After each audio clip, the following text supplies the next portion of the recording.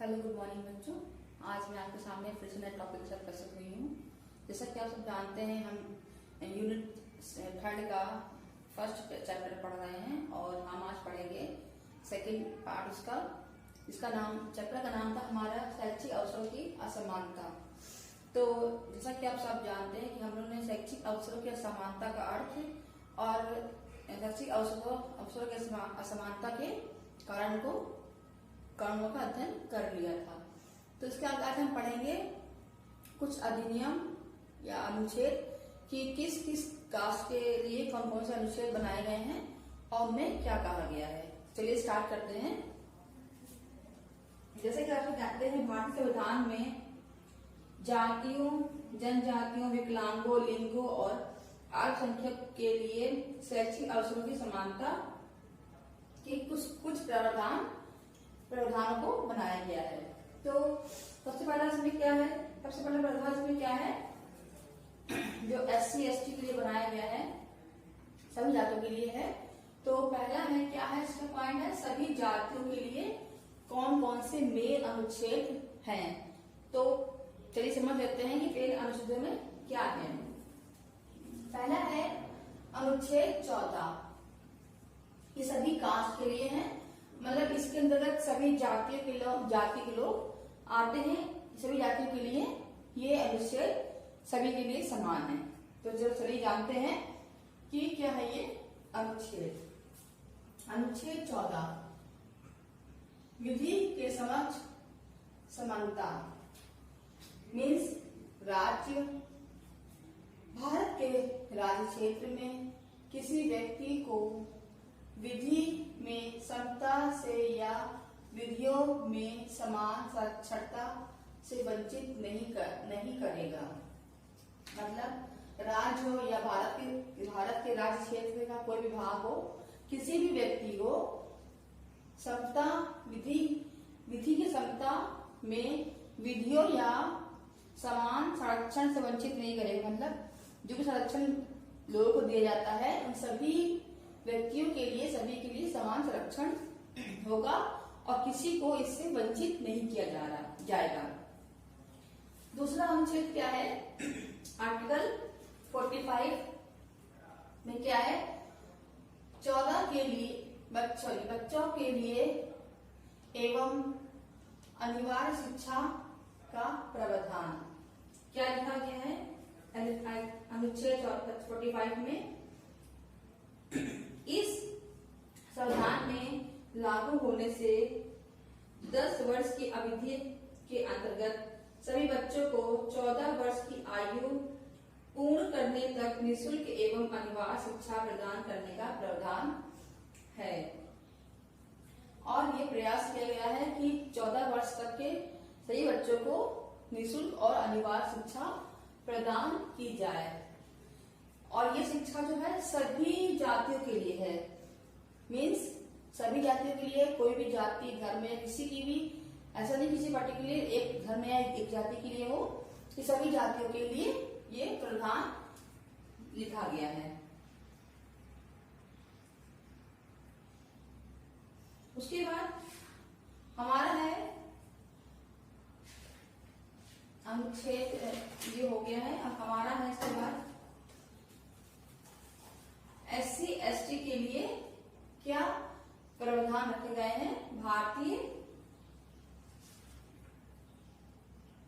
संविधान के अंतर्गत। तो क्या इसको 2 भागों में बांटा हुआ है ये प्रावधान। पहला क्या है? पहला अनुच्छेद 15 में क्या लिखा गया है? धर्म, मूल वंश, जाति, लिंग या जन्म स्थान के आधार पर विभेद का प्रतिवेश। मतलब जब ये दो प्रावधान है, ये अनुच्छेद है, ये सब जातियों के लिए है। उसके बाद क्या लिखा गया है? सिर्फ ST SC के लिए कौन से अनुच्छेद के अंतर्गत विशेष रूप से कहा गया है। तो पहला अनुच्छेद 15 है, इसमें कहा गया है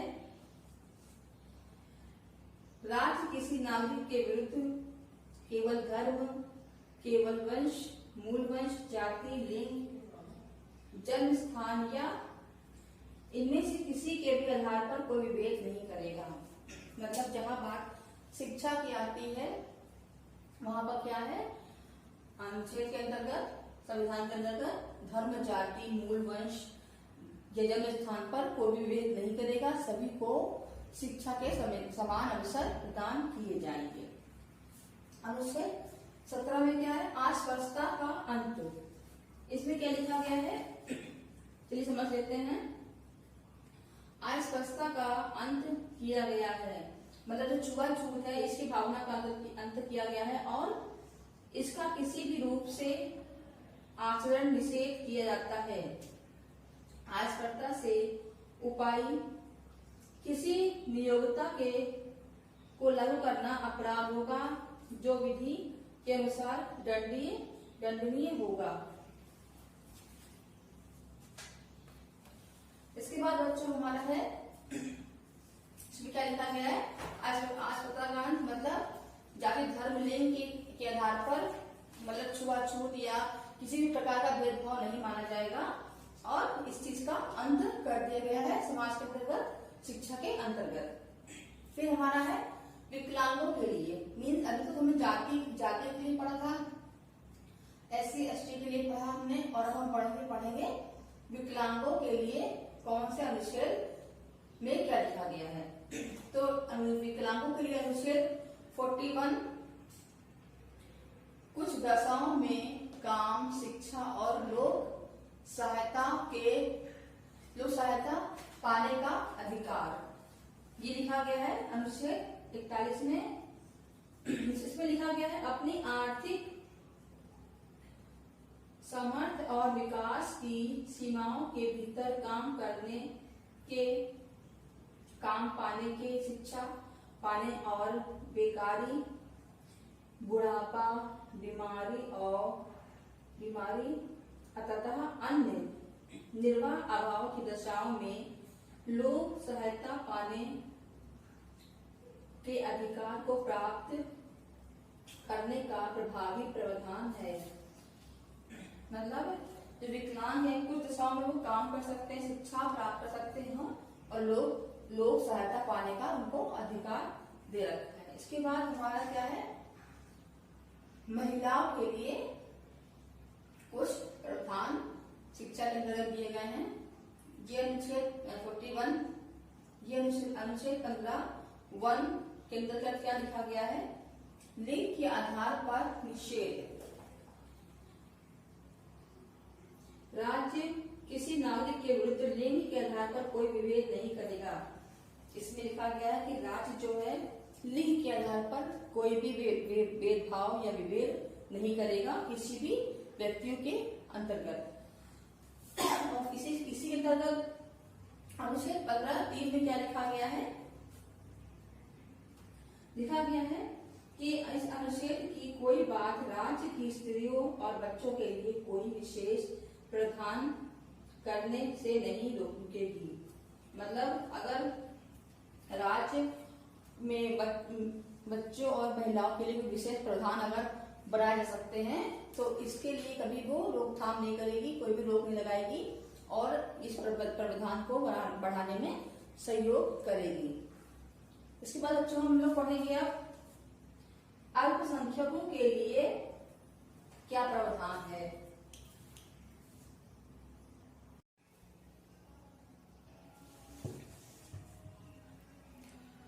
तो बच्चों अल्पसंख्यकों के लिए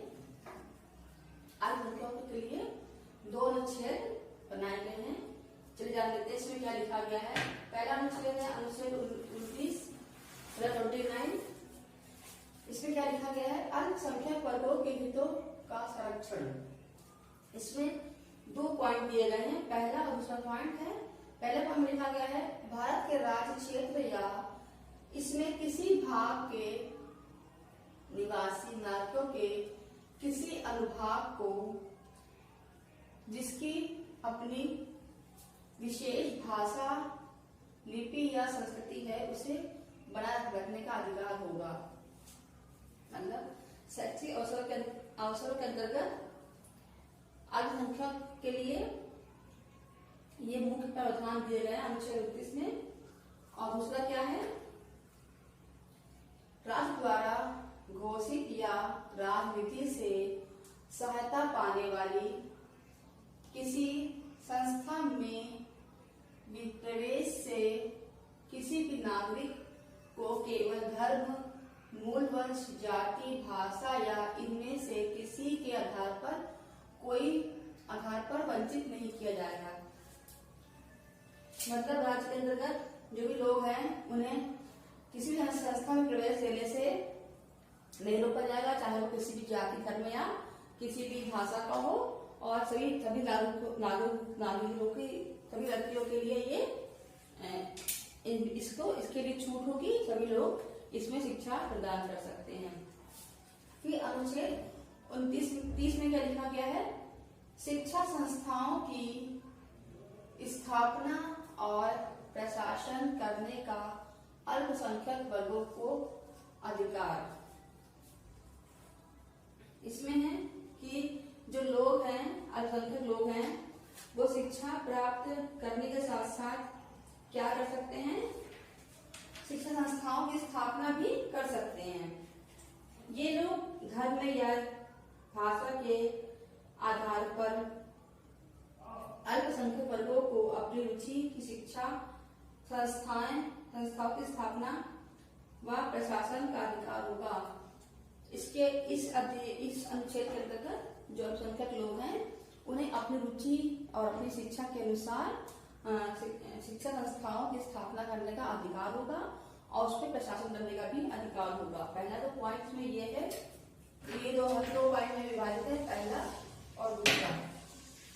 उसके बाद सेकंड पॉइंट में क्या है?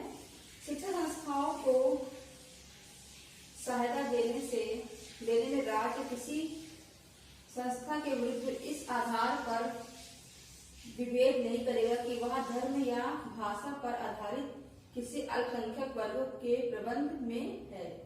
मतलब जो शिक्षा संस्था खुलेगी तो सरकार इसमें कोई भी भेदभाव नहीं करेगा और ये नहीं कहेगा कि ये धर्म या जाति के अनुसार अल्पसंख्यक लोगों ने इसकी स्थापना की है या इसका प्रशासन चला रहे हैं। इसमें भी कोई भी सरकार के लोग कोई भी अपना इंटरफेयर नहीं करेंगे। तो ये हमारे दो अनुच्छेद हैं, अनुच्छेद 29 और अनुच्छेद 30। ये शैक्षिक अवसरों की समानता के अंतर्गत किसके लिए है? अल्पसंख्यक लोगों के लिए बनाए गए हैं। बच्चों ये सब पॉइंट आप नोट करना चाहिए। चलिए, क्योंकि ये पॉइंट बहुत इंपॉर्टेंट है। अनुच्छेद आपको याद करने पड़ेंगे और इसको समझ लीजिए और लिखते चलिए किस अनुच्छेद में क्या बातें किन लोगों के लिए कही गई हैं।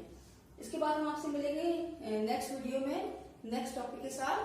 तो फिर आगे मिलेंगे। चलिए, बाय बाय।